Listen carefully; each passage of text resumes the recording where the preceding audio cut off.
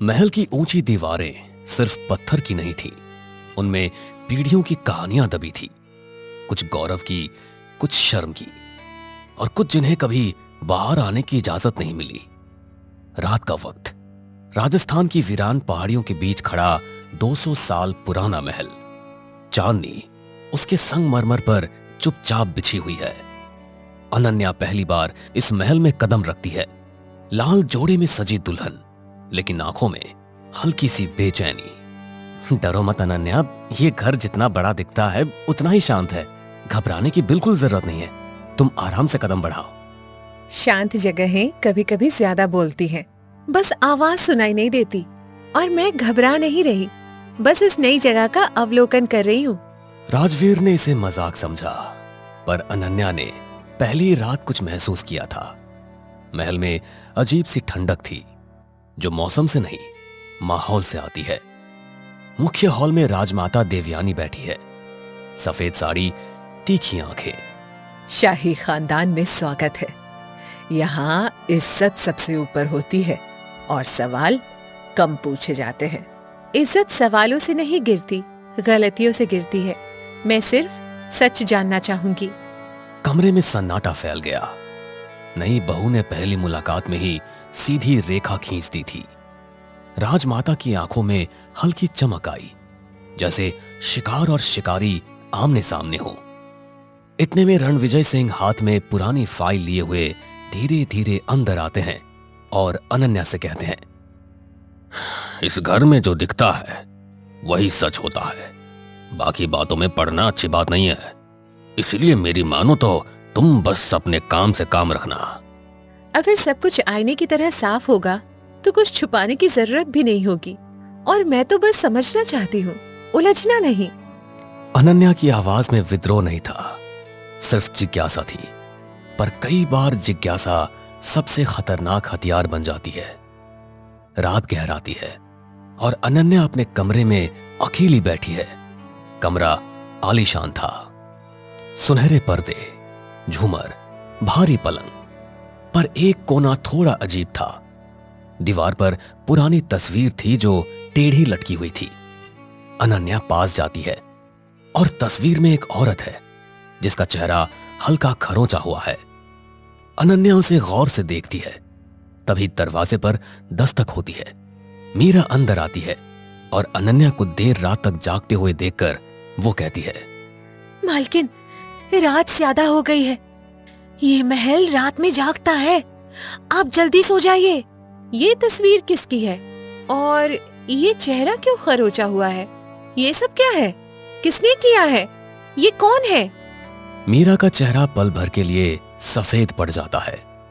उसकी आंखों में डर साफ था, जैसे किसी ने पुराने घाव को अचानक कुरेद दिया हो। मीरा अनन्या से कहती है, कुछ तस्वीरें देखनी नहीं चाहिए और कुछ बातें पूछनी नहीं चाहिए, क्योंकि ये महल सब याद रखता है। और सच, क्या वो भी यहीं कहीं दबा है या किसी ने उसे हमेशा के लिए मिटा दिया है? इस तस्वीर के पीछे की सच्चाई क्या है, मुझे साफ साफ बताओ। ये कौन है? बस धीरे से तस्वीर सीधी करके कमरे से बाहर चली जाती है। दरवाजा बंद होने की आवाज असामान्य रूप से भारी लगती है। अनन्या अपने कमरे में अकेली रह जाती है। बाहर हवाएं तेज हो गई है। महल की गलियों में सीटी जैसी आवाज गूंजती है, जैसे कोई फुसफुसा रहा हो।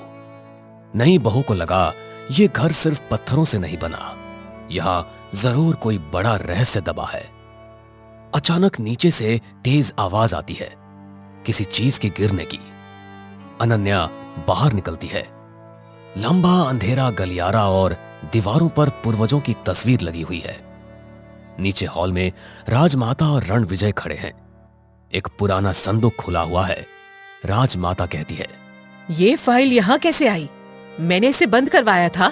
किसने छुआ इसे? घर में नया कोई आया है और नई आंखें ज्यादा देखती है। अनन्या सीढ़ियों से उतर के वहां आती है। संदूक के अंदर पुराने अखबार और एक तस्वीर झलकती है, उसी औरत की जिसका चेहरा खरोंचा गया था।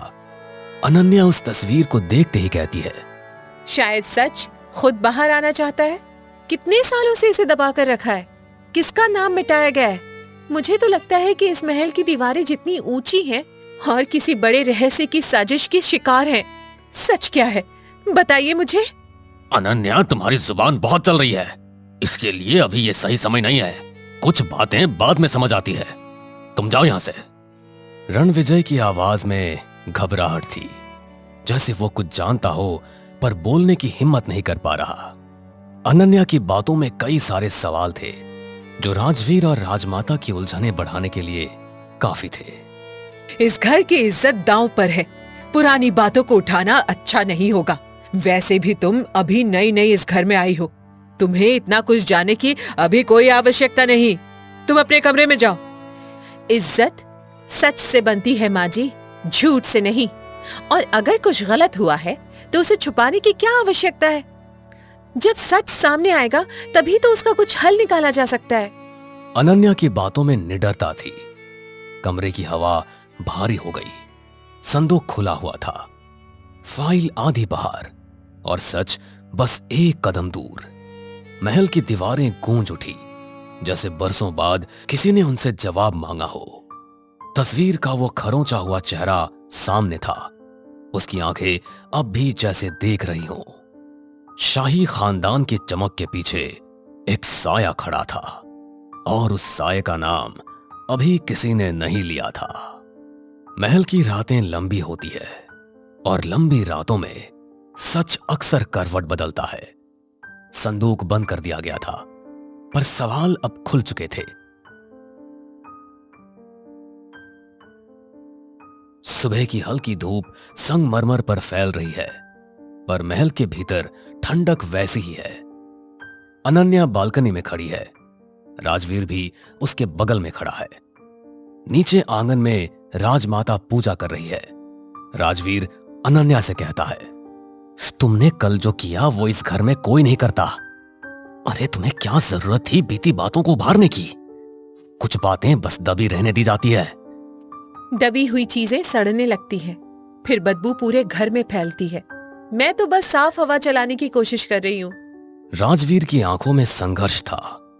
वो पत्नी का साथ देना चाहता था, पर खानदान की दीवारें उसके कंधों पर बोझ बनकर टिकी हुई थी। नीचे हॉल में रणविजय अखबार पढ़ रहे हैं, पर पन्ने पलट नहीं रहे। राजवीर, समझाओ अपनी पत्नी को, ये घर कोई अदालत नहीं है।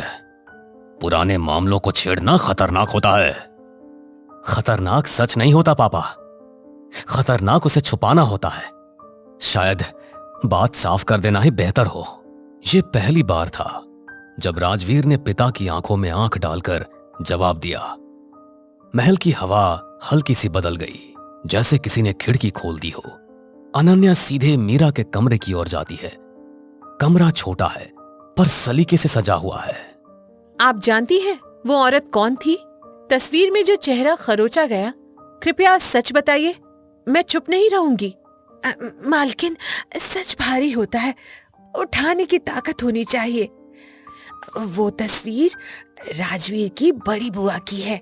कमरे में सन्नाटा पसर गया। राजवीर की बड़ी बुआ, जिसका नाम कभी इस घर में नहीं लिया गया, जैसे वो कभी थी ही नहीं। उनका नाम क्यों मिटाया गया? चेहरा क्यों खरोचा? क्या उन्होंने कोई अपराध किया था, या उनका अपराध सिर्फ सच बोलना था?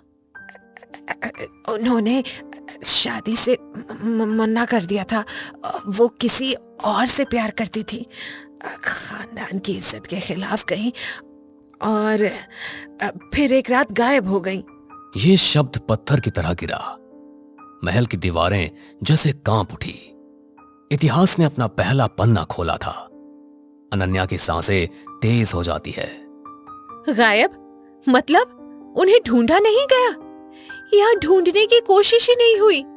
खोज का नाटक हुआ था, पर असल में राजमाता ने उनका नाम लेना बंद कर दिया और धीरे धीरे सबने भूलना सीख लिया। भूलना आसान नहीं होता, पर जब सत्ता तय करती है तो यादें भी डर जाती है। महल की नींव में शायद एक चीख दबी थी। उसी वक्त दरवाजा खुलता है। राजमाता खड़ी है। मीरा, तुम्हें काम पर ध्यान देना चाहिए। पुरानी बातें दोहराने से कोई वापस नहीं आता, पर सच्चाई वापस आ सकती है। और अगर वो जिंदा हो तो क्या आपने कभी सोचा?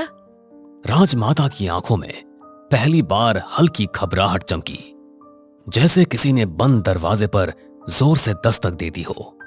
वो जिंदा नहीं है, उनका फैसला उनका था। घर छोड़ने की सजा घर से नाम मिट जाना होती है। सजा प्यार करने की या अपनी जिंदगी चुनने की? शब्द तीर की तरह निकले। राजमाता का चेहरा सख्त हो गया, पर उनकी उंगलियां कांप रही थी। सच कभी पूरी तरह मरता नहीं। तभी राजवीर अंदर आता है और कहता है, दादी, क्या बुआ सच में घर से भागी थी या उन्हें जाने पर मजबूर किया गया? सच क्या है, बताइए। बस इस घर में मेरी बात अंतिम है। कुछ सच घर तोड़ देते हैं और कुछ झूठ घर को अंदर से खोखला कर देते हैं।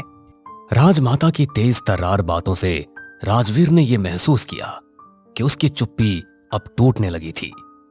इतने में रणविजय भी कमरे में आ जाते हैं और कहते हैं, सच इतना सरल नहीं है। उस रात एक हादसा हुआ था। झगड़ा काफी ज्यादा बढ़ गया था और वो सीढ़ियों से नीचे गिर गई थी। तो ये बात आज तक छुपाई क्यों? इसे हादसा क्यों नहीं बताया और नाम क्यों मिटाया? अनन्या के ताबड़तोड़ सवालों से कमरा भारी हो गया था। आज पहली बार आधा सच सामने था, पर आधा सच अक्सर पूरे झूठ से ज्यादा खतरनाक होता है। रणविजय जवाब देते हुए कहते हैं, वो गिरने से पहले चिल्ला रही थी और कह रही थी कि वो पुलिस के पास जाएगी और मेरे इस खानदान की सच्चाई उजागर करेंगी। और फिर क्या हो गया हादसा। इसमें किसी की कोई गलती नहीं है। अनन्या की रूह कांप उठी। यह सिर्फ इज्जत की कहानी नहीं थी, यह सत्ता, डर और चुप्पी की कहानी थी, और शायद अपराध की भी। राजवीर पीछे हट जाता है और फिर कहता है, मतलब हम सालों से झूठ जी रहे थे और बुआ का नाम लेकर इसलिए मिटाया ताकि सवाल खत्म हो जाए। ये तो बहुत बड़ी साजिश लग रही है। भला अपनी ही बेटी के साथ कोई ऐसे कैसे कर सकता है? मैंने इस घर को बचाया है, क्योंकि अगर सच बाहर आ जाता तो सब खत्म हो जाता। महल की दीवारों पर दरारें साफ दिखने लगी थी।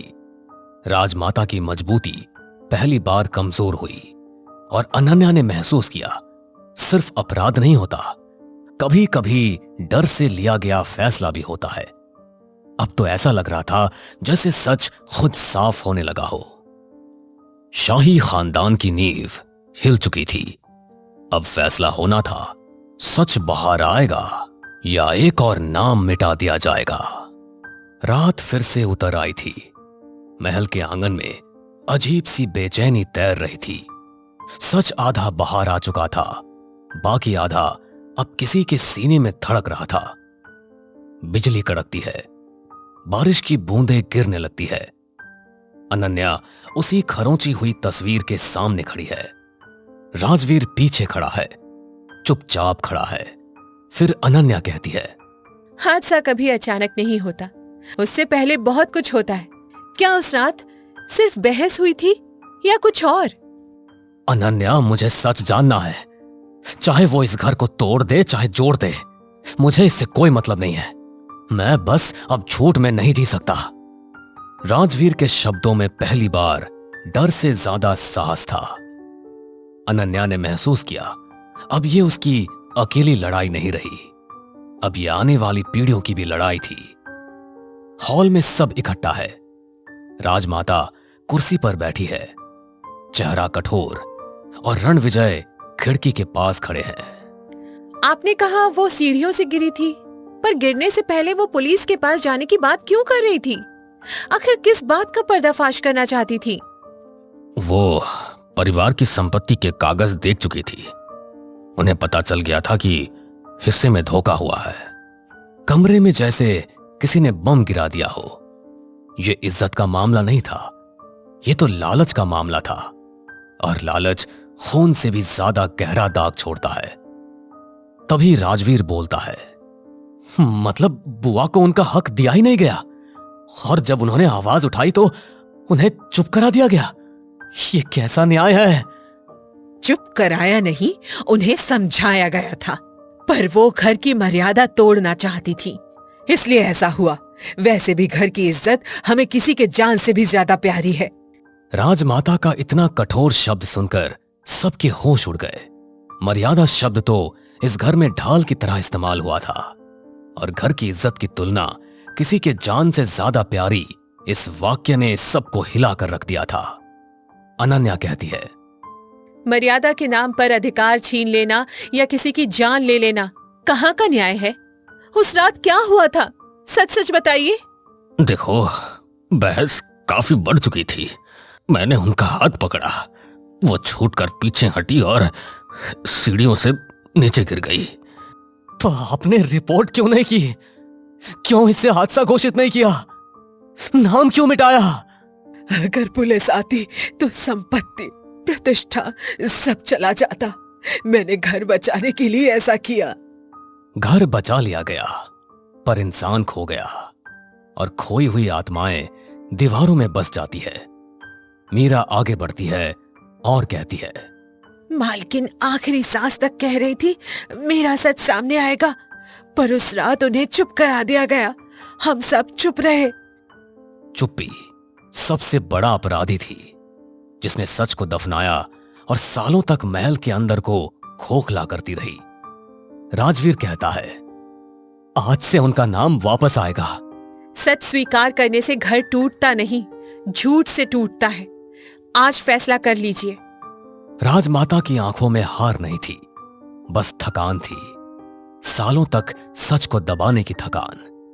ठीक है, कल पुलिस को बयान दिया जाएगा और उनकी संपत्ति का हिस्सा उनके नाम से ट्रस्ट में चला जाएगा। मैंने बहुत साल झूठ को छिपा लिया, अब और नहीं, मैं गवाही दूंगा। सदियों पुरानी दीवारें आज पहली बार शांत थी। राजसी शान अब भी थी, पर उसके नीचे छुपा अंधेरा उजाले में बदल चुका था। सच ने इस खानदान को तोड़ा नहीं, उसे साफ किया, और हवेली जो सालों से फुसफुसा रही थी, आज पहली बार खामोश होकर मुस्कुरा रही थी। एक बहू और 1000 नखरे। सुबह के 8 बज रहे हैं। गोकुल निवास की रसोई में मीना पसीने से तरबतर होकर नाश्ता बना रही है, जबकि डाइनिंग टेबल पर सरोज देवी अपनी आंखों पर चश्मा चढ़ाए बहू के आने का इंतजार कर रही है और कहती है, मीना, आज फिर 8 बज गए। वो महारानी अभी तक सोकर नहीं उठी क्या? सूरज सिर पर आ गया है और हमारी नई बहू के नखरे खत्म ही नहीं हो रहे। माँ जी, मैंने 3 बार दरवाजा खटखटाया, पर अंदर से जवाब आया कि अभी ब्यूटी स्लीप चल रही है। अब आप ही बताइए, मैं क्या करूं? मैं तो तंग आ गई हूँ इसके रोज रोज के ब्यूटी स्लीप से। पता नहीं आज के जनरेशन के बच्चों को ये क्या लत लगती जा रही है। तभी सीढ़ियों से तानिया उतरती है। उसके हाथ में आईफोन है और चेहरे पर महंगा फेस मास्क। उसने रेशमी नाइट सूट पहना है, जिसे देखकर सरोज देवी का पारा चढ़ जाता है। तानिया सबसे एक ही बोलती है, गुड मॉर्निंग एवरीवन। वैसे मॉर्निंग तो गुड नहीं है, क्योंकि रात को एयर प्यूरिफायर ने काम करना बंद कर दिया था। मेरी स्किन कितनी डल लग रही है ना? बहू, यहाँ स्किन नहीं, रसोई की इज्जत डल हो रही है। इस घर की रस्म है कि बहू सूरज उगने से पहले उठती है और रसोई संभालती है। तुम यहाँ फेस मास्क लगाकर घूम रही हो, ये क्या तरीका है? तानिया ने बड़े नखरे से कुर्सी खींची और उस पर बैठ गई। उसने मेज पर रखी पराठों की थाली को ऐसे देखा जैसे वो कोई कचरा हो।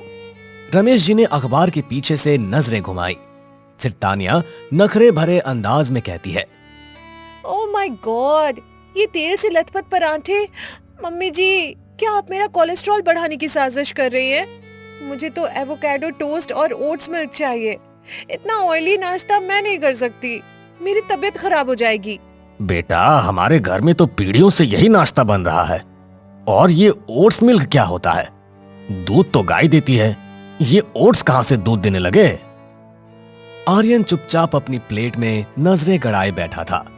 उसे पता था कि अगर उसने मुंह खोला तो आग और भड़क जाएगी, पर सरोज देवी ने उसे बीच में घसीट ही लिया और आर्यन से कहती है, आर्यन, देख रहा है अपनी बीवी के नखरे? कल इसे मोगरे की महक से एलर्जी थी, परसों इसे मंदिर की घंटी से सिर दर्द था और आज इसे हमारे खाने से दिक्कत है। आखिर ऐसे कैसे चलेगा बेटा? मैं तो इसके रोज रोज के नखरे से पागल हो जाऊंगी। थोड़ा समझा इसको। माँ, वो तानिया को थोड़ा वक्त लगेगा एडजस्ट होने में। तानिया प्लीज आज खा लो ना, भाभी ने बड़ी मेहनत से बनाया है। देखो, अगर तुम्हें तबीयत खराब होने का डर है तो थोड़ा कम ही खाना। आर्यन की बातें सुनकर तानिया ने अपनी उंगली की टिप से पराठे को छुआ और फिर नाक सिकोड़ ली। उसने अपने फोन में कुछ टाइप किया और फिर जोर से आह भरी, जैसे उस पर कोई पहाड़ टूट पड़ा हो। फिर कहने लगी, मेहनत तो जिम में भी होती है आर्यन, पर उसका मतलब ये तो नहीं कि मैं कुछ भी अनहेल्दी खा लूं। मम्मी जी, मेरे लिए अलग से हिमालयन पिंक सॉल्ट मंगवा दीजिए। मुझे नॉर्मल नमक से ब्लोटिंग होती है, मैं इसे नहीं खा सकती। भाभी, नमक तो नमक होता है, अब हिमालय से मंगवाओ या समुद्र से। यहाँ 100 काम पड़े हैं और आपको नमक के रंग की चिंता है। क्या बच्चों जैसे नखरे कर रही हैं? जो भी है खा लीजिए, आखिर घर के और सभी लोग तो खा ही रहे हैं ना। तानिया ने मीना की तरफ एक तिरछी नजर डाली। उसे पता था कि मीना को जलन हो रही है क्योंकि तानिया को काम नहीं करना पड़ रहा। दादी ने अपनी लाठी जमीन पर पटकी और हंसने लगी। अरे सरोज, ये तो अभी ट्रेलर है। इस बहू के पास 1000 नखरे हैं और हर नखरे की एक नई कहानी। आज नमक गुलाबी चाहिए तो कल पानी भी नीले रंग का मांगेगी। और ढूंढो रंग बिरंगी बहू। हंसी मत माँ जी। बहू, आज दोपहर को पूजा है और तुम्हें साड़ी पहनकर बैठना होगा। ये नाइट सूट और फेस मास्क उतारो और तैयार हो जाओ। तानिया ने अपनी आंखों को गोल गोल घुमाया। उसे साड़ी पहनने के नाम से ही चिढ़ थी, ऊपर से भारी गहने पहनना उसे किसी सजा से कम नहीं लग रहा था। तानिया ने फटाक से जवाब दिया, sari in this weather? Mummy ji, मेरा फैब्रिक सेंस बहुत सेंसिटिव है। मुझे सिर्फ प्योर शिफॉन चाहिए, वो भी पेस्टल कलर्स में। ये लाल पीले बनारसी साड़ी पहनकर मैं किसी जोकर जैसी लगूंगी। मैं नहीं पहन सकती। जोकर लगो या रानी, पहननी तो वही पड़ेगी जो मैंने निकाली है। और याद रखना, अगर पूजा में तुम्हारे नखरे शुरू हुए तो मुझसे बुरा कोई नहीं होगा। बहुत हो गई तुम्हारी नौटंकी। तानिया उठी और अपने कमरे की तरफ चल दी, पर जाते जाते उसने एक और बम फोड़ दिया। उसने मेज पर रखे पानी के गिलास को देखा और फिर उसे छोड़ दिया और पानी पर तंज कसते हुए बोली, वैसे मम्मी जी, क्या इस घर का पानी कॉपर चार्ज्ड है? अगर नहीं है तो मेरा डाइजेशन खराब हो सकता है। आर्यन, मेरे लिए मटके का नहीं, एल्कलाइन वाटर मंगा दो। आज से मैं वही पीऊंगी। तानिया, अब क्या पानी भी विदेश से मंगाओ? चुपचाप जो मिल रहा है पी लो, वरना माँ मुझे घर से निकाल देगी। सरोज देवी ने अपना सिर पकड़ लिया। उन्हें समझ नहीं आ रहा था कि वो इस नखरेबाज बहू को कैसे सुधारे। उधर रसोई में मीना बुदबुदा रही थी और तानिया अपने कमरे में जाकर अपनी सहेली को कॉल लगाने लगी और कॉल पर बात करते हुए कहती है, यार नेहा, ये घर है या कोई म्यूजियम? यहाँ तो लोग सांस भी पुराने जमाने के हिसाब से लेते हैं। मम्मी जी तो हिटलर की नानी है, हर चीज में डिसिप्लिन। मैं क्या करूं? मुझे कुछ समझ नहीं आ रहा। सुन रही हूँ मैं, जुबान बहुत चलती है तुम्हारी। काश कि तुम्हारा हाथ भी काम में इतना ही चलता। जल्दी तैयार होकर नीचे आओ। तानिया ने फोन रखा और आईने में खुद को देखा। उसने ठान लिया था कि वो सरोज देवी के अनुशासन को अपने नखरों से मात देकर रहेगी। गोकुल निवास की शांति अब पूरी तरह से खत्म हो चुकी थी। तानिया खुद से कहती है, देखते हैं मम्मी जी, आपकी जिद जीतती है या मेरे नखरे। आज की पूजा तो यादगार बनकर ही रहेगी। अभी क्या याद रखेंगी कि कैसी बहू से पाला पड़ा है। दोपहर के 12 बज चुके थे। पंडित जी आ गए थे और पूरा घर अगरबत्ती की खुशबू से महक रहा था। सरोज देवी ने सबको नीचे बुलाया, पर तानिया का कहीं पता ही नहीं था। आर्यन, अपनी बीवी को लेकर आ। पंडित जी मुहूर्त निकाल रहे हैं। अगर वो अब भी तैयार नहीं हुई है तो मैं खुद ऊपर जाकर उसे खींच के लाऊंगी। जल्दी जा। माँ, वो आ रही है, बस थोड़ा टचअप कर रही है। उसने कहा कि लाइटिंग के हिसाब से उसका मेकअप मैच नहीं कर रहा। तभी तानिया नीचे उतरी, पर उसे देखकर सबकी आंखें फटी की फटी रह गई। उसने साड़ी तो पहनी थी, पर उसके साथ उसने सनग्लासेस लगा रखे थे और हाथ में एक छोटा सा बिजली वाला पंखा ले रखा था। अरे, ये जजमान की पत्नी है या किसी फिल्म की शूटिंग से आई हीरोइन? अरे चश्मा उतारिए बहू, भगवान को तो कम से कम सीधा देखिए। सॉरी पंडित जी, ये यूवी रेज बहुत तेज है और मुझे माइग्रेन हो सकता है। और मम्मी जी, इस पंखे के बिना मैं 1 सेकंड नहीं बैठ सकती, मुझे गर्मी से एलर्जी है। सरोज देवी का चेहरा गुस्से से काला पड़ गया। उन्हें लगा कि उनके खानदान की नाक कट रही है। रमेश जी ने अपनी हंसी रोकने के लिए अखबार से अपना मुंह पूरी तरह ढक लिया। तान्या, ये तमाशा बंद करो और चुपचाप यहाँ बैठो। ये पंखा और चश्मा अभी इसी वक्त हटाओ, वरना मैं भूल जाऊंगी कि तुम इस घर की बहू हो। बहुत हो गया तुम्हारा नाटक। मम्मी जी, रूल्स तो रूल्स होते हैं, पर हेल्थ इज वेल्थ। अगर मैं बेहोश हो गई तो पूजा अधूरी रह जाएगी। फिर मत कहिएगा कि मैंने नखरे किए। मैं कह रही हूँ, जब मुझे दिक्कत है तो आप क्यों नहीं समझ रही हैं? दादी ने ताली बजाई और खिलखिलाकर हंसने लगी। गोकुल निवास में आज परंपरा और नखरों के बीच एक ऐसा दंगल शुरू हुआ था जिसका अंत किसी को पता नहीं था। फिर दादी कहती है, वाह रे मेरी बहू, 1000 नखरे और एक अकेली सास। सरोज, आज तो तू हार गई। इस लड़के ने तो भगवान के सामने भी अपनी शर्त रख दी। अब आगे क्या होगा, अब भगवान ही जाने। थैंक यू दादी, कम से कम आप तो मुझे समझती हैं। अब पंडित जी, मंत्र शुरू कीजिए, पर थोड़ा फास्ट। मुझे 3 बजे अपना स्किन रूटीन फॉलो करना है। अपने हेल्थ से मैं किसी भी तरह से कोई भी कॉम्प्रोमाइज नहीं कर सकती। सरोज देवी ने हाथ जोड़कर भगवान की तरफ देखा, जैसे वो पूछ रही हो कि उन्हें पिछले जन्म के किस पाप की सजा मिली है। तान्या ने बड़े नखरे से चश्मा थोड़ा नीचे किया और मुस्कुराकर अपनी सास की तरफ देखा। पूजा खत्म हो चुकी है, पर घर का माहौल अब भी गर्म है। सरोज देवी ने तय कर लिया है कि तान्या के नखरों का इलाज काम से ही होगा।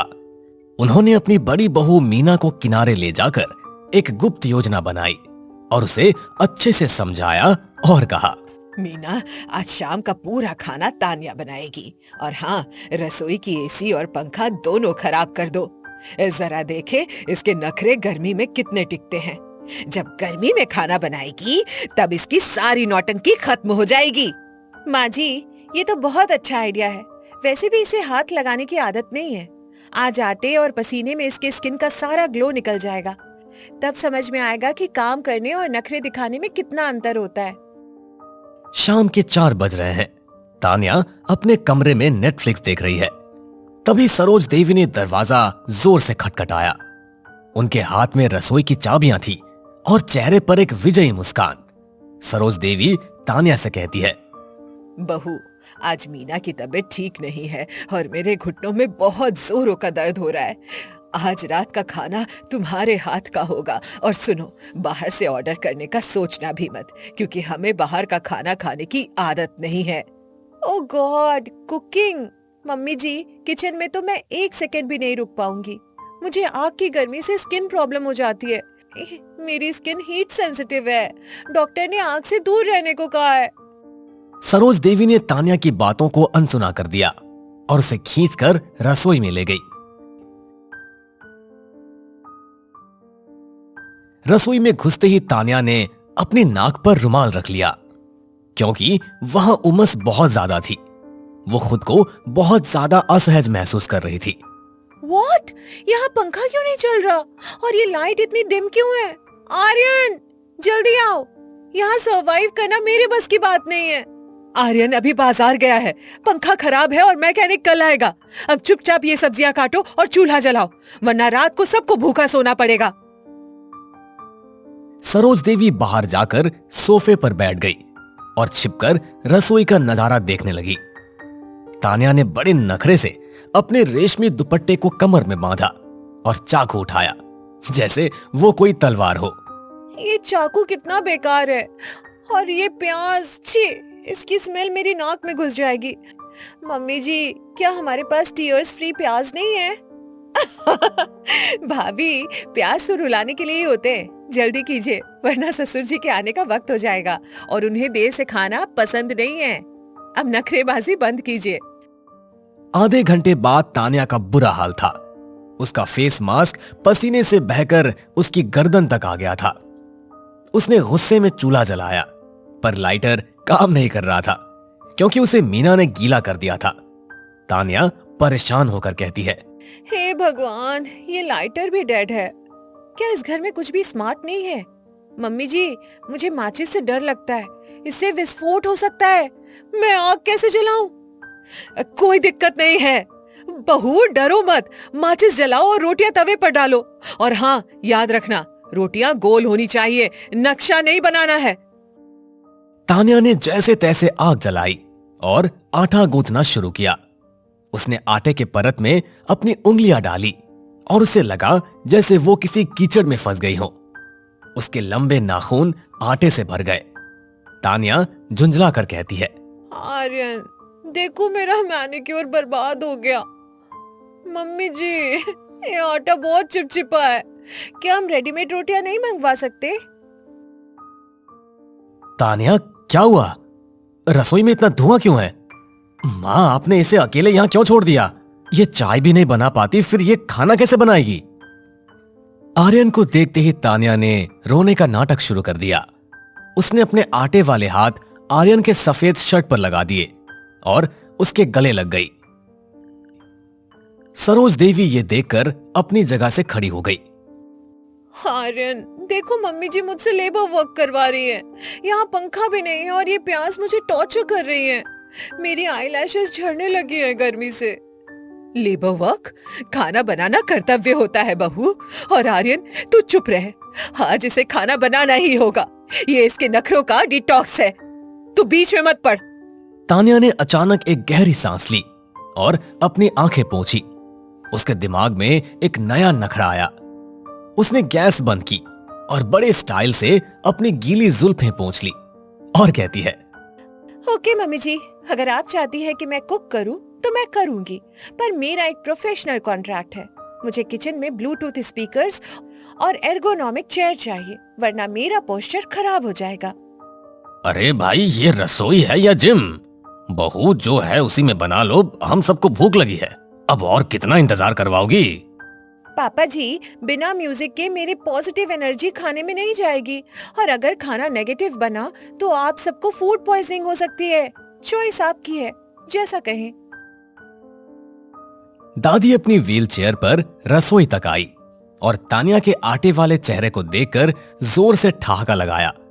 उन्हें तान्या के पलटवार में बड़ा मजा आ रहा था।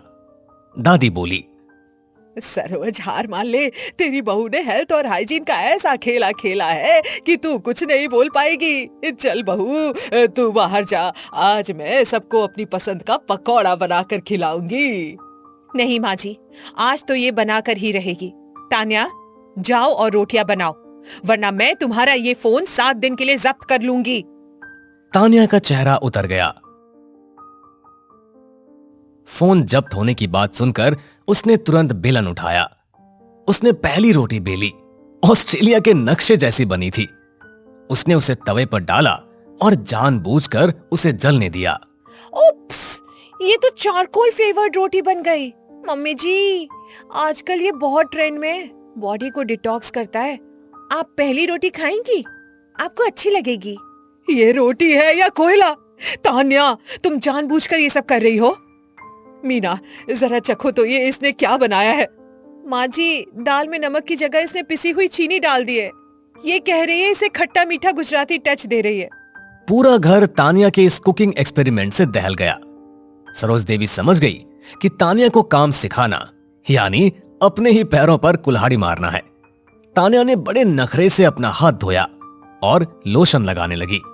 सॉरी मम्मी जी, मेरी क्रिएटिविटी शायद आप लोगों के टेस्ट से मैच नहीं करती। अब मैं जा रही हूँ अपना फेस वॉश करने, बहुत टैनिंग हो गई है। ओह गॉड। जा, चली जा।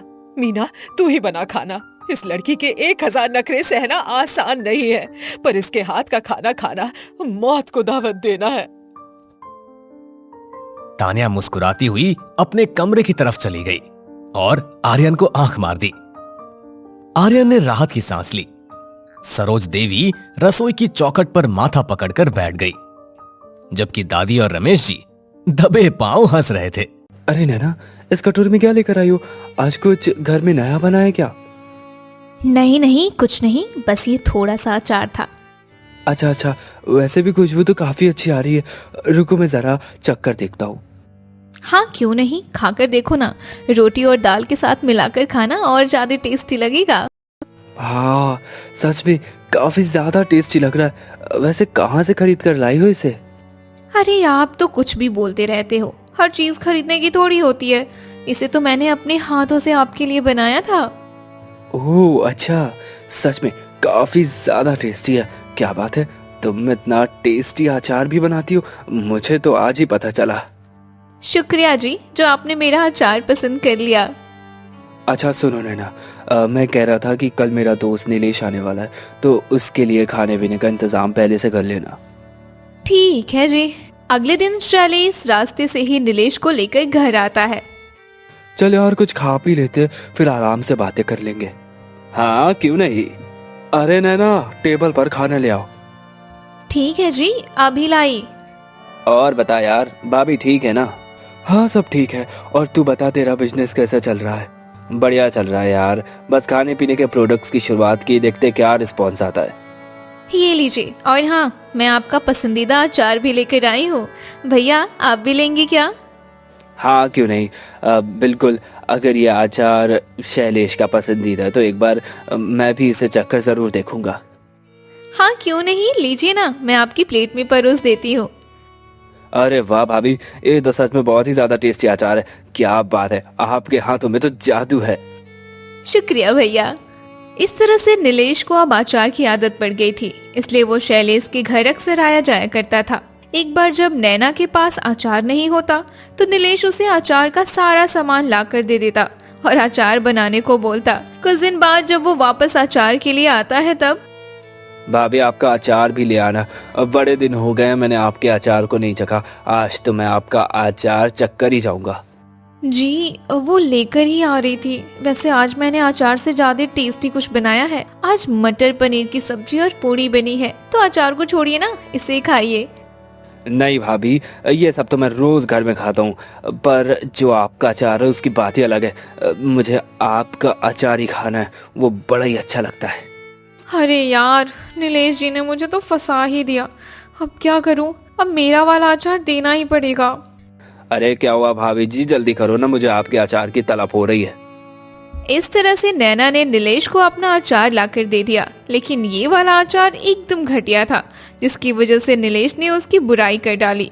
अपनी बुराई सुनकर नैना शर्मिंदा हो गई और उसने सच बता दिया। सॉरी जी, मैंने आप दोनों से झूठ बोला था कि वो पहले वाले अचार मैंने बनाए थे। दरअसल इस बार का अचार मैंने बनाया था, इसलिए आपको बिल्कुल पसंद नहीं आया। सच कहूँ तो मुझे अचार बनाने ही नहीं आता। नैना की बात सुनकर शैलेश और नीलेश को बुरा लगा। अगर पहले के अचार नैना ने नहीं बनाए थे तो किसने बनाए थे? क्या नीलेश ने अचार बनाने वाले के बारे में जानने की कोशिश की?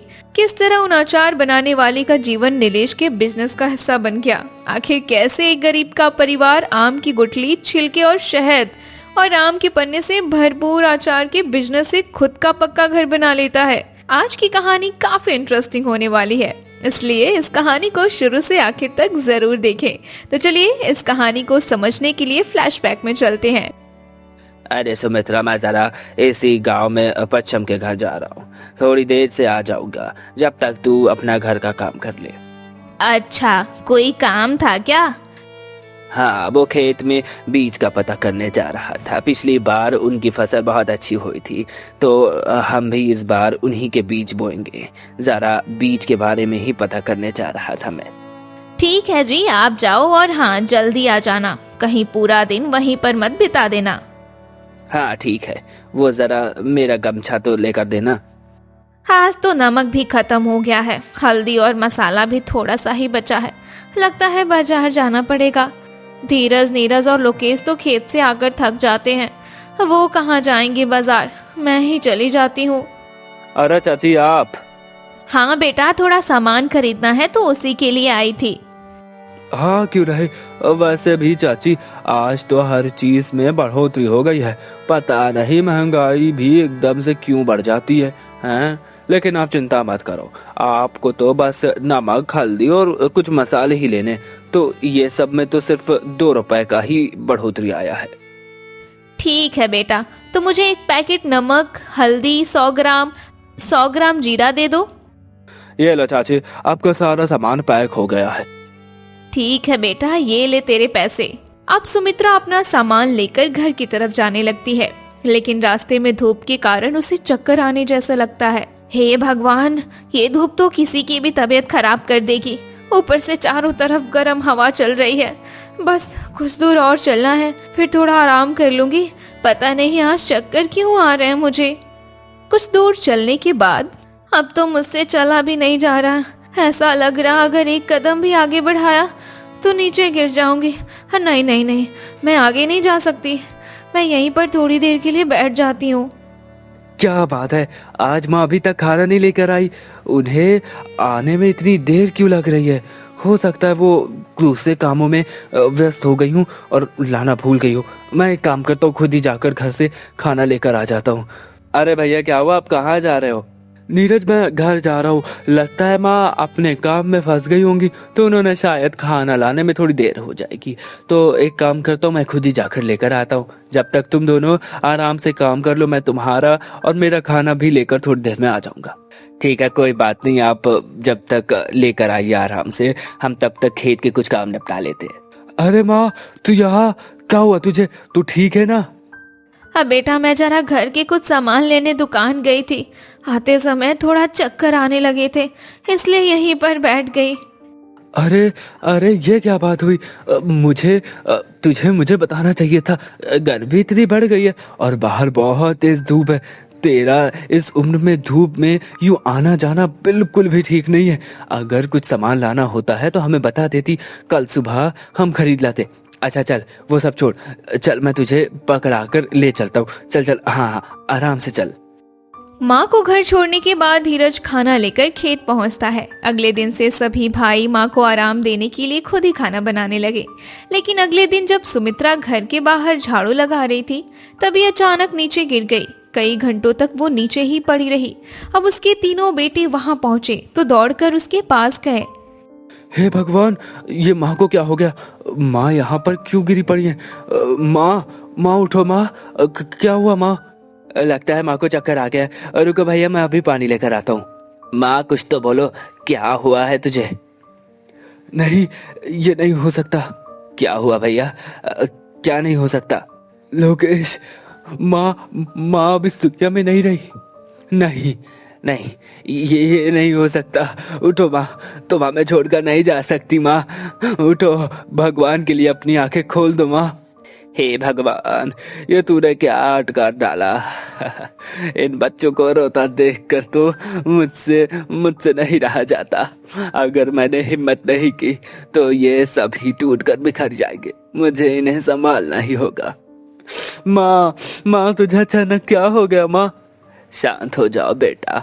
जो होना था उसमें सिर्फ भगवान की ही मर्जी थी। अब होनी को कौन डाल सकता है? तुम सबको हिम्मत करनी होगी। मैं तुम्हारे पास हूँ तो तुम्हें दुखी होने की कोई बात नहीं है। कुछ समय बाद सभी ने खुद को संभाला और माँ का अंतिम संस्कार कर दिया। समय बीतता गया और सभी को काम धंधे में परेशानी होने लगी। इसी के चलते बिजरपाल ने एक एक करके अपने तीनों बेटों की शादी कर दी। अब घर में 3 बहू आने के बाद जिम्मेदारियां सभी में बंट गईं। एक दिन वो तीनों लकड़ियां लेने पास के ही बगीचे में जाती हैं। अरे वाह, यहाँ तो छाँव में कितनी अच्छी हवा चल रही है। कुछ देर इस पेड़ के नीचे बैठ लेते हैं, फिर लकड़ियां काट कर लेकर घर जाएंगे। वैसे दीदी, हमारे घर में सासू माँ के ना होने से कितना सूना लगता है ना। हाँ, सो तो है। अब क्या करें, हमारे नसीब में यही घर लिखा था तो मिल गया। ठीक ही तो है हमारा नसीब। मैंने सुना है घर में सास होने पर हर काम के लिए ताने सुनने पड़ते हैं। नहीं ज्योति, हर किसी की सास एक जैसी नहीं होती। हो सकता है हमारी सास हमें बेटियों की तरह प्यार करती। अरे ये देखो दीदी, ये तो आम गिर रहे हैं। लगता है हवा की वजह से इस आम के पेड़ से आम गिरने लगे हैं। हाँ, जरा इन्हें उठाकर तो ला। चल एक एक करके चक्कर देखते हैं। आम तो अच्छे लग रहे हैं। तू भी खाना, फिर बाकी के आम घर ही ले चलते हैं। अगले दिन गांव में खबर फैली कि एक आदमी गर्मी की लू से मर गया। ये सुनकर देवरानी और जेठानी को अपने पति की चिंता होने लगी। हे भगवान, न जाने उस बेचारी की पत्नी का क्या हाल होगा। दीदी, कहीं हमारी सासू माँ को भी तो लू नहीं लग गई थी ना? हाँ, हो भी सकता है, लेकिन अब से हमें खुद और अपने परिवार का ख्याल रखना होगा। हाँ ज्योति, तू ठीक कहती है। मेरे मन में ना एक ख्याल आया है। जो आम कल हम लेकर आए थे ना, उसका पन्ना बना लेते हैं और खेत पर जाते समय हम उन्हें दे देंगे। सुना है आम का पन्ना लू लगने से बचाव करता है। हाँ दीदी, आपने सही कहा, इससे हमारी पत्तियों को लू भी नहीं लगेगी। ये खेतों की एक ही प्रकार की सब्जी खा खा कर तो मेरा मन ही उग गया है। अब क्या करें दीदी, हमें जो मिलता है बनाने को उसे ही बना लेते हैं। कोई बात नहीं ज्योति, अब हमारे घर की हालत वैसी नहीं है कि रोज बाजार से तरह तरह की चीजें मिल सके। हमारे आने से थोड़ा खर्चा भी तो बढ़ गया ना, तो हमें अपने पतियों की हालत को सोचकर घर में जो भी है रूखा सूखा उसी में संतुष्ट रहना होगा। ठीक कहती हो दीदी, वैसे भी पेट ही तो भरना है, इसमें क्या बहस करनी। हम सभी अपने मन को समझा ही लेंगे। अच्छा सुनो, घर में कुछ आम है ना, उनकी चटनी बना लेते हैं, हो सकता है थोड़ा मन बदल जाए। ठीक है दीदी, आप लोग खाना निकालो, मैं अभी चटनी पीस कर लाती हूँ, फिर हम एक साथ मिलकर खाएंगे। अरे वाह, ये तो बड़ी ही स्वादिष्ट चटनी बनी है। हाँ दीदी, कहाँ हम एक ही सब्जी से बोर हो गए थे, इस चटनी ने तो हमें अलग ही स्वाद चखा दिया। हाँ सही है, अब तो आम का सीजन भी चल रहा है, तो बाजार में आम सस्ते भी मिल रहे होंगे। हाँ क्यों नहीं, हम कुछ पैसे बचाकर बाजार से आम खरीद लेते हैं, फिर उनका अचार बना लेंगे। कुछ दिन बाद तीनों ने मिलकर अचार तैयार कर लिया और डिब्बे में रख दिया। लेकिन डिब्बे में रखा अचार बेस्वाद सा लग रहा था। किसी को पसंद न आने पर लोगों ने उसे मजबूरी में खाकर खत्म करना ही समझा। एक दिन ज्योति मटके का पानी सभी को देकर खुद पी रही थी। दीदी, ये जो हमारे घर का मटका है ना, किसी फ्रिज से कम नहीं है, बस इसमें बिजली का तार ही नहीं है, यही एक कमी रह गई है इसमें। अरे दीदी, आप भी ना, कहाँ फ्रिज कहाँ ये मटका। फ्रिज में हम खाना और फल रख सकते हैं और ज्यादा ठंडा पानी कर सकते हैं। इस मटके में आप उसके जैसी कौन सी बात दिख गई? सही बात है। वैसे भी अगर मटका ही फ्रिज बन जाता तो फ्रिज बनाने वाली कंपनियां क्या आम अचार डालने के लिए खुली रखती? हाँ दीदी, आपने ठीक कहा, मैं तो बस ऐसे ही मजाक कर रही थी। आप भी ना दीदी अजीबोगरीब मजाक करती रहती हो। हमारा मटका वैसे चमत्कारी है, खुद बाहर की हवा सोखकर अंदर के पानी को अपने ही ठंडा कर देता है। हवा अंदर जाने की बात से मुझे कुछ याद आया, कहीं हमारे डिब्बे वाले अचार में हवा ना जाने की वजह से तो अचार नहीं खराब हो गया ना? हाँ, हो भी सकता है। किसी चीज को एकदम से बंद कर दो तो उसमें बदबू तो आने ही लगती है। हाँ ये तो है, अगर हम अपना अचार मटके में बनाकर रखें और ऊपर से सूती कपड़ा से बांधें तो कैसा रहेगा? फिर तो मटके के ऊपर और चारों तरफ से उसमें हवा जाएगी, इससे अचार बदबू भी नहीं करेगा और अच्छा भी लगेगा। इस तरह से तीनों ने मिलकर इस बार ज्यादा अचार बनाया और तीनों मटकों में भरकर रख दिया। एक दिन उनकी पड़ोसन नैना मटके देखकर उनके घर के बाहर आती है। अरे मोनिका, ये तुम लोगों ने मटकों में क्या रख दिया? हाँ दीदी, ये हमने अचार बनाया था, जो उसी को थोड़ा धूप दिखा रहे हैं। अच्छा, वैसे खुशबू तो बहुत अच्छी आ रही है, जरा एक चखाओ तो मुझे। हाँ दीदी, अभी देती हूँ। अरे ज्योति, जरा घर में से एक कटोरी तो लाना। हाँ दीदी, ये लो कटोरी। ये लो दीदी, खाकर देखो और हमें भी बताओ कि हमारा अचार कैसा बना है। वाह, मजा आ गया, ये तो बहुत ही टेस्टी लग रहा है। सच में तुम्हारा अचार तो बहुत ही अच्छा है। शुक्रिया दीदी। अच्छा सुन, अगर कोई बड़ी कटोरी हो तो उसमें जरा थोड़ा अचार और दे देना, तेरे भैया भी जरा थोड़ा सा चख लेंगे। अच्छा ठीक है, मैं अभी आपको देती हूँ। चल ठीक है मोनिका, मैं थोड़ी देर बाद तेरी कटोरी साफ करके दे जाऊंगी। नैना का परिवार मोनिका के परिवार से थोड़ा अलग था। नैना के घर में सब कुछ स्टैंडर्ड जैसा होता था। शाम को नैना ही अचार अपने पति को परोसती है। अरे नैना, इस कटोरी में क्या लेकर आई हो? आज कुछ घर में नया बना है क्या? नहीं नहीं, कुछ नहीं, बस ये थोड़ा सा अचार था। अच्छा, वैसे भी खुशबू तो काफी अच्छी आ रही है, रुको मैं जरा चख कर देखता हूँ। हाँ क्यों नहीं, खाकर देखो ना, रोटी और दाल के साथ मिलाकर खाना और ज्यादा टेस्टी लगेगा। हाँ सच में काफी ज्यादा टेस्टी लग रहा है। वैसे कहाँ से खरीद कर लाई हो इसे? अरे आप तो कुछ भी बोलते रहते हो, हर चीज खरीदने की थोड़ी होती है। इसे तो मैंने अपने हाथों से आपके लिए बनाया था। ओह अच्छा, सच में काफी ज्यादा टेस्टी है। क्या बात है, तुम इतना टेस्टी अचार भी बनाती हो, मुझे तो आज ही पता चला। शुक्रिया जी, जो आपने मेरा अचार पसंद कर लिया। अच्छा सुनो नैना, मैं कह रहा था कि कल मेरा दोस्त नीलेश आने वाला है, तो उसके लिए खाने पीने का इंतजाम पहले से कर लेना। ठीक है जी। अगले दिन शैलेश रास्ते से ही नीलेश को लेकर घर आता है। चल यार कुछ खा पी लेते, फिर आराम से बातें कर लेंगे। हाँ क्यों नहीं। अरे नैना, टेबल पर खाना ले आओ। ठीक है जी, अभी लाई। और बता यार, भाभी ठीक है ना? हाँ सब ठीक है। और तू बता, तेरा बिजनेस कैसा चल रहा है? बढ़िया चल रहा है यार, बस खाने पीने के प्रोडक्ट्स की शुरुआत की, देखते क्या रिस्पॉन्स आता है। ये लीजिए, और हाँ, मैं आपका पसंदीदा अचार भी लेकर आई हूँ। भैया आप भी लेंगे क्या? हाँ क्यों नहीं, बिल्कुल। अगर ये अचार शैलेश का पसंदीदा है तो एक बार मैं भी इसे चखकर जरूर देखूंगा। हाँ क्यों नहीं, लीजिए ना, मैं आपकी प्लेट में परोस देती हूँ।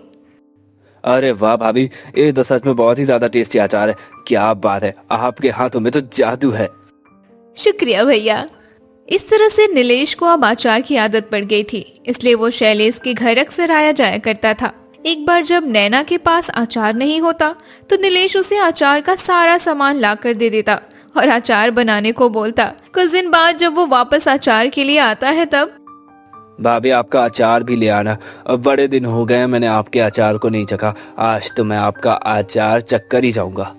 जी, वो लेकर ही आ रही थी। वैसे आज मैंने अचार से ज्यादा टेस्टी कुछ बनाया है। आज मटर पनीर की सब्जी और पूरी बनी है, तो अचार को छोड़िए ना, इसे खाइए। नहीं भाभी, ये सब तो मैं रोज घर में खाता हूँ, पर जो आपका अचार है उसकी बात ही अलग है। मुझे आपका अचार ही खाना है, वो बड़ा ही अच्छा लगता है। अरे यार, नीलेश जी ने मुझे तो फंसा ही दिया। अब क्या करूं? अब मेरा वाला अचार देना ही पड़ेगा। अरे क्या हुआ भाभी जी, जल्दी करो ना, मुझे आपके अचार की तलब हो रही है।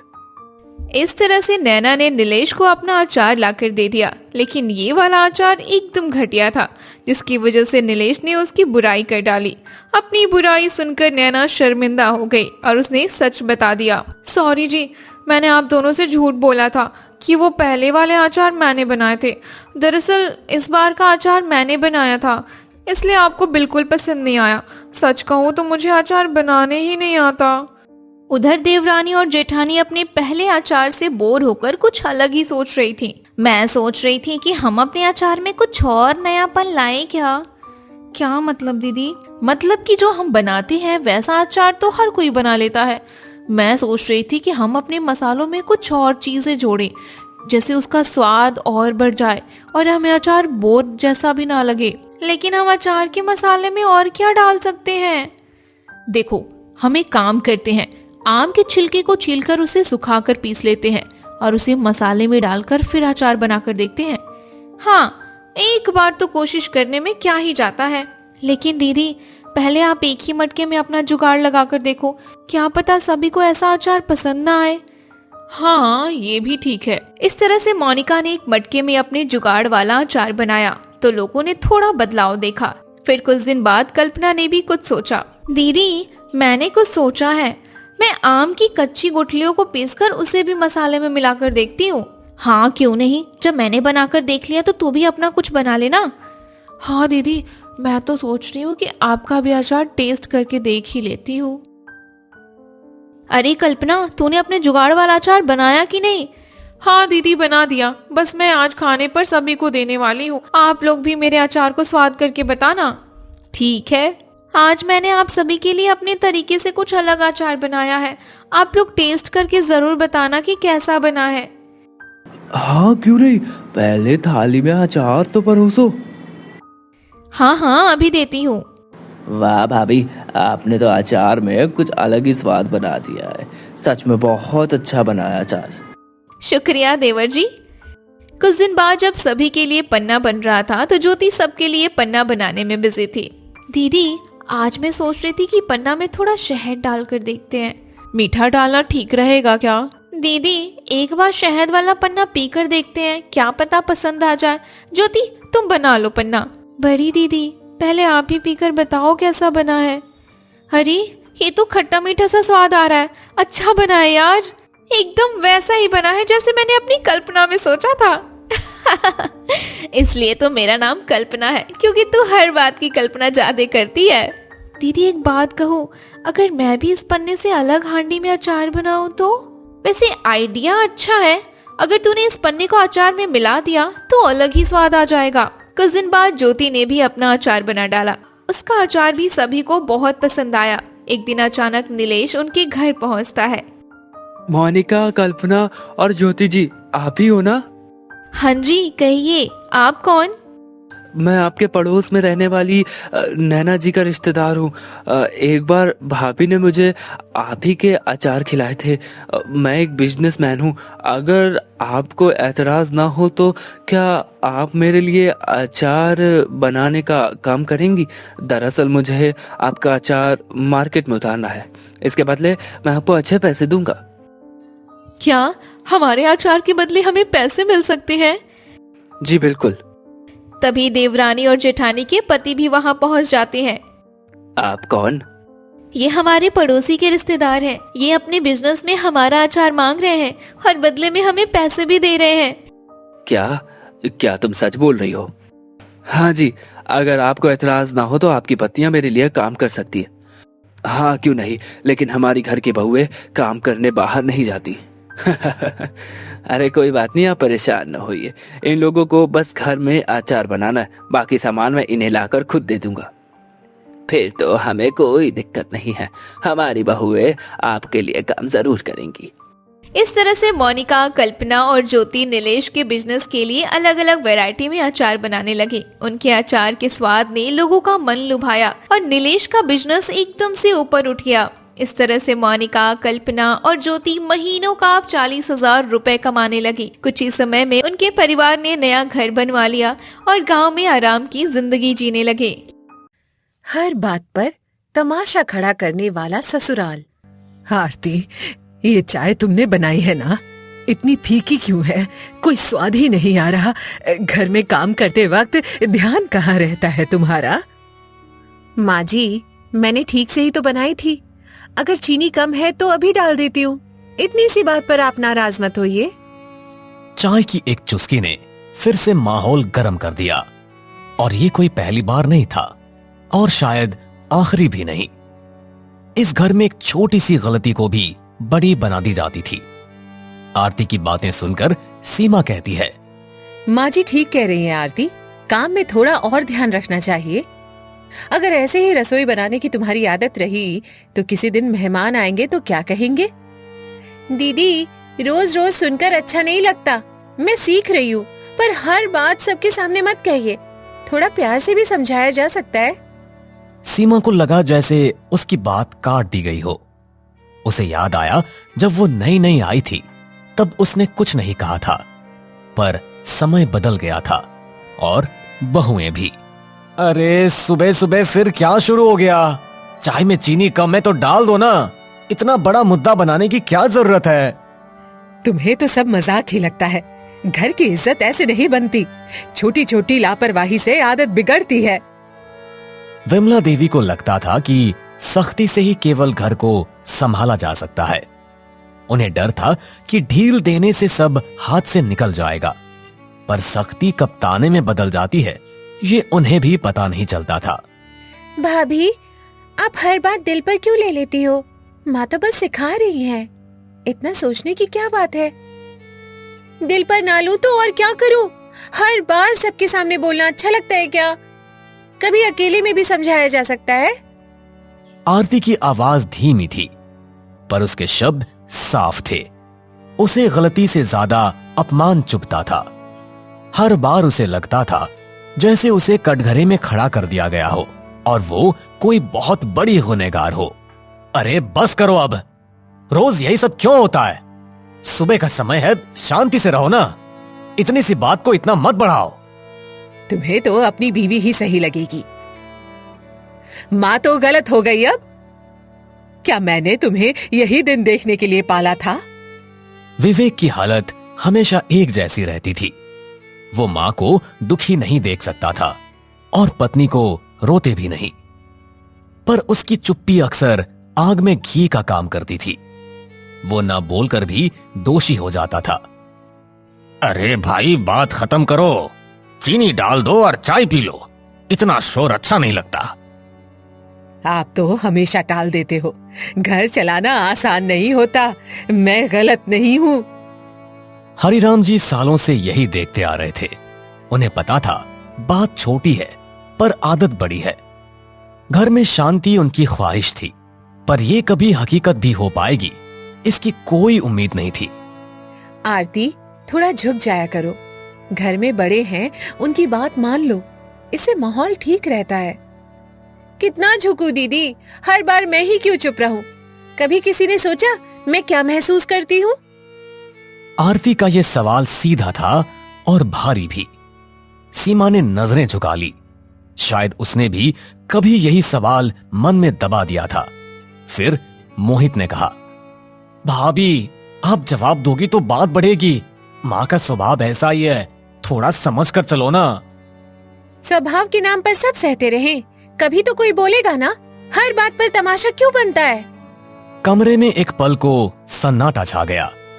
आरती ने वो कह दिया था जो सब सोचते थे। इस घर में आवाज उठाना ही सबसे बड़ा जुर्म था। फिर काजल ने कहा, आप बात को ज्यादा बढ़ा रही हो भाभी। माँ ने बस 2 शब्द ही तो कहे, इतना बुरा मानने की क्या जरूरत? रोज रोज 2 शब्द सुनो तो भारी लगते हैं। मैं भी इंसान हूँ, पत्थर नहीं। टूट जाती हूँ रोज रोज की बेमतलब की बातों से। आरती की आंखें हल्की सी भर आई, पर उसने आंसू गिरने नहीं दिए। उसे पता था रोने पर भी यही कहा जाएगा, ड्रामा कर रही है। फिर विवेक आरती की साइड लेते हुए विमला से कहता है, माँ, सच में हर बात पर इतना मत बोलो। अरे हम सबको थोड़ा आराम रहना चाहिए। और वैसे भी घर डर से थोड़ी चलता है। तो मैं डराती हूँ? अब तुम भी यही कहोगे? सब मिलकर मुझे ही गलत बना दो। विमला देवी को लगा जैसे जमीन खिसक रही हो।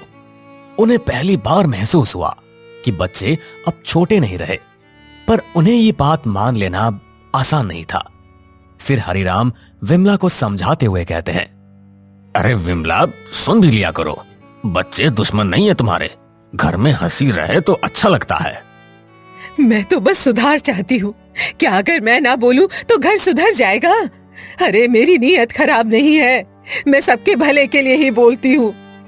नीयत सच में खराब नहीं थी, पर तरीका ऐसा था कि हर दिन झगड़े में बदल जाता था। सुधार की कोशिश अक्सर अपमान बन जाती थी। आरती थोड़ी नरमी से बोली, माँ जी, मैं आपकी इज्जत करती हूँ, बस थोड़ा प्यार से बोल दीजिए। तमाशा मत बनाया कीजिए। मुझे लगा तुम लापरवाह हो। शायद मैं ही ज्यादा बोल जाती हूँ। सोचूंगी इस बारे में। सुबह का झगड़ा वहीं थम गया, पर पूरी तरह खत्म नहीं हुआ। घर में पहली बार खुलकर बात हुई थी। अब देखना था क्या आदत बदलेगी या फिर अगली सुबह फिर वही तमाशा होगा। घर का डाइनिंग एरिया, रात का वक्त। रात के करीब 9 बजे थे। पूरा दिन जैसे खींचातानी में ही निकल गया था। सब लोग डाइनिंग टेबल पर बैठे थे, पर खाने से ज्यादा चुप्पी परोसी जा रही थी। आरती, रोटी जरा जल्दी देना, सब इंतजार कर रहे हैं। आज फिर देर हो गई। दीदी, सबको रोटी एक साथ ही चाहिए, कैसे करूं? हाथ तो 2 ही हैं मेरे। थोड़ा सब्र कर लीजिए, ला रही हूं। सीमा को फिर वही पुरानी बात याद आ गई। उसने सोचा आरती धीरे काम करती है, और आरती को लगा जैसे सुबह की बात फिर शुरू होने वाली है। रात की थाली में भी शांति नहीं थी। फिर विमला तंज कसते हुए कहती है, देखा, मैंने कहा था ना, काम में कोई फुर्ती नहीं है। घर ऐसे नहीं चलता। मैं कितनी बार बोलूं? माँ, बस खाना खा लेते हैं शांति से। अरे पूरा दिन तो बस इसी उधेड़ बुन में निकल गया। अब फिर से शुरू मत करो, सब थक गए हैं वैसे भी। विवेक कोशिश कर रहा था कि बात आगे ना बढ़े। उसे डर था कि छोटी सी चिंगारी फिर आग बन जाएगी।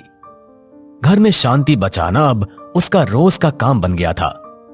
मोहित आरती की साइड लेते हुए कहने लगता है, भाभी सुबह से ही काम करने में लगी है, थोड़ा टाइम लग गया तो क्या हुआ, खाना तो अच्छा बना है। तुम्हें तो सब अच्छा लगेगा ही। समय की कीमत तुम्हें कुछ समझ आती भी है या नहीं? विमला देवी की आवाज में वही सख्ती थी। उन्हें लगता था ढील देने से सब हाथ से निकल जाएगा, पर सख्ती से रिश्ते हाथ से फिसल रहे थे। काजल भी आरती को हिदायत देते हुए कहने लगी, भाभी, दाल थोड़ी पतली है, सुबह वाली दाल फिर ना हो जाए, माँ को अच्छा नहीं लगेगा। सब शांति से खाओ। आपको तो सब अच्छा ही लगता है, मैं ही गलत दिखती हूँ। किसी को मेरी बात आखिर समझ क्यों नहीं आती? क्या मैं इतना गलत कह देती हूँ? विमला देवी के शब्दों में शिकायत थी। उन्हें सच में लगता था कि घर की जिम्मेदारी अकेले उनके कंधे पर है, पर शायद वो ये नहीं देख पा रही थी कि अब घर में और भी कंधे हैं। माँ जी, हम आपके खिलाफ नहीं हैं, बस रोज की बहस से थक जाते हैं। थोड़ा माहौल हल्का रहे तो अच्छा लगता है। मैं भी यही चाहती हूँ, हर दिन डर डर के जीना नहीं चाहती। घर में अपनापन होना ही चाहिए। टेबल पर रखी थालियां जैसे सब सुन रही थी। आज बात फिर खुल रही थी, लेकिन इस बार आवाजें थोड़ी नरम थी। शायद सबको एहसास हो रहा था कि रोज का तमाशा सबको थका रहा है। विवेक भी विमला से बड़ी नरमी के साथ कहता है, मां, हमें आपसे डर नहीं, प्यार चाहिए। अगर गलती हो तो समझा दो, सबके सामने कुछ मत कहो। मैंने कभी सोचा नहीं कि तुम लोग डरते हो। मुझे लगा मैं सही कह रही हूँ। शायद मेरा तरीका ही गलत हो। यह पहली बार था जब विमला देवी ने अपनी बात में नरमी दिखाई। घर में हल्की सी उम्मीद की हवा चली। आरती ने भी पहली बार राहत महसूस की। फिर मोहित ने विमला से कहा, मां, हम सब साथ हैं, कोई आपका अपमान नहीं कर रहा, बस थोड़ा बदलाव चाहिए। हाँ माँ, छोटी बात को बड़ा मत बनाया करो। घर हंसता हुआ ही अच्छा लगता है। रोज रोज घर में कलह बहुत अच्छी बात नहीं है। बच्चों की बातों में शिकायत नहीं, विनती थी। विमला देवी ने सबके चेहरे देखे। उन्हें लगा शायद सच में कुछ बदलना चाहिए। फिर धीरे स्वर में बोली, ठीक है, कोशिश करूंगी। हर बात पर नहीं बोलूंगी, पर तुम लोग भी ढंग से काम करना। मैं पूरी कोशिश करूंगी माँ जी। बस इतना चाहती हूँ कि बात प्यार से हो, घर घर जैसा लगे तो अच्छा है। उस रात का खाना पहली बार बिना किसी लड़ाई झगड़े के खत्म हुआ। अगली शाम घर में अजीब सी खामोशी थी। कल की बातों ने सबको सोचने पर मजबूर कर दिया था। आज तय होना था कि ये घर बदलेगा या फिर वही पुराना तमाशा लौटेगा। सबको थोड़ी देर बैठना है, मुझे कुछ कहना है। आज कोई बीच में नहीं बोलेगा। हाँ मां, बोलिए, हम सब सुन रहे हैं, आप आराम से कहिए। विमला देवी के हाथ में चाय का कप था, पर आवाज में हल्की घबराहट थी। पहली बार वो शिकायत नहीं, सफाई देने जा रही थी। घर की हवा भारी थी। मुझे लगता था सख्ती से घर संभलता है। मैंने यही सीखा था अपनी सास से, पर शायद अब समय बदल गया है। समय बदलता है तो तरीके भी बदलते हैं, और घर कभी भी डर से नहीं, समझ से चलता है। हम सबको ये बात सीखना चाहिए। हरिराम जी की आवाज में ठहराव था। वो हमेशा चुप रहते थे, पर आज उनकी बात सीधी दिल में उतर रही थी। विमला देवी ने पहली बार उनकी तरफ देखा, बिना तकरार के। तभी सीमा भी बोल पड़ी, माँ जी, पापा ठीक कह रहे हैं। समय के साथ साथ बदलाव बहुत जरूरी है। हर समय एक जैसा नहीं होता। मुझसे गलती हो सकती है, पर हर बार सबके सामने आपका मुझे डांटना बिल्कुल भी अच्छा नहीं लगता है। दोनों बहुओं की आवाज में शिकायत कम, दर्द ज्यादा था। ये वही दर्द था जो सालों से जमा हो रहा था। आज वो शब्द बनकर बाहर आ गया था। मोहित भी अपनी राय रखते हुए कहता है, मां, घर में बात छोटी होती है, पर जब आप ऊंची आवाज में बोलती है तो बात बड़ी हो जाती है, और इसीलिए सब डर जाते हैं। मैं भी कई बार बिना सोचे बोल देती हूँ। शायद मुझे भी अपनी आदत सुधारनी चाहिए। ऐसा नहीं बोलना चाहिए। काजल ने सिर झुका लिया। उसे एहसास हो रहा था कि उसकी छोटी छोटी बातों ने आग को हवा दी थी। घर का हर सदस्य कहीं ना कहीं जिम्मेदार था। फिर विवेक कहता है, मां, मैं भी चुप रहता था, सोचता था कि आप संभाल लेंगे, पर मेरी चुप्पी ने भी बात को और बढ़ा दिया। बेटा, चुप रहना भी गलती होती है।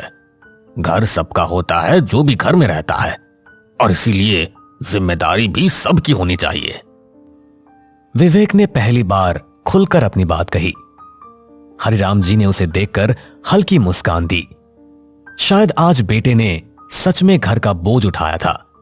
फिर विमला थोड़ी नरमी के साथ कहती है, मुझे डर था कि अगर मैं ढील दूंगी तो घर बिगड़ जाएगा, पर शायद सख्ती से ही सब दूर हो रहे थे। मैं कोशिश करूंगी बदलने की। हम भी बदलेंगे माँ जी, और सभी लोग काम बांट लेंगे, सब मिलकर करेंगे। ये पहली बार था जब मैं की जगह हम बोला गया। घर की दीवारों ने भी जैसे राहत की सांस ली। छोटी सी बात पर असर बड़ा था। फिर सीमा आगे आकर बोलती है, चलो एक नियम बनाते हैं, कोई भी बात हो सबके सामने नहीं कहेंगे, अकेले में समझाएंगे।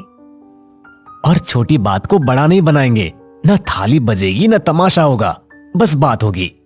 सबके चेहरों पर हल्की मुस्कान आ गई। थाली का जिक्र होते ही सबको पिछले झगड़े याद आ गए। अब वो आवाज बंद करने का फैसला हो चुका था। काजल भी अपनी सहमति जताती है और कहती है, मैं भी कोशिश करूंगी कम बोलने की, पहले सोचूंगी फिर बोलूंगी, घर में शांति अच्छी लगती है। और मैं भी चुप नहीं रहूंगा, जहां कहीं भी गलत होगा मैं वही रोक दूंगा। ये वही घर था जहां हर बात पर तमाशा खड़ा होता था। आज वही घर खुद को समझा रहा था। बदलाव आसान नहीं था, पर शुरुआत हो चुकी थी। आज से एक नई शुरुआत। हर बात पर शोर नहीं होगा, घर को घर रहने देंगे। बस यही चाहिए था। अब सभी लोग खाना साथ में हंसकर खाएंगे, किसी से डर कर नहीं। उस रात पहली बार टीवी की आवाज झगड़े से ऊंची थी। हंसी की हल्की गूंज पूरे घर में फैल गई। तमाशे वाला ससुराल धीरे धीरे परिवार बन रहा था। हर बात पर डांट और डर कम होगा और अपनापन बढ़ेगा। चलो अब इसी बात पर सब लोग एक साथ चाय पियेंगे। हर घर में झगड़े होते हैं, बातों का शोर भी होता है, पर जब लोग मान लें कि गलती सिर्फ एक की नहीं सबकी है, तभी घर बचता है। तमाशा बंद हो जाए तो रिश्तों की असली आवाज सुनाई देने लगती है।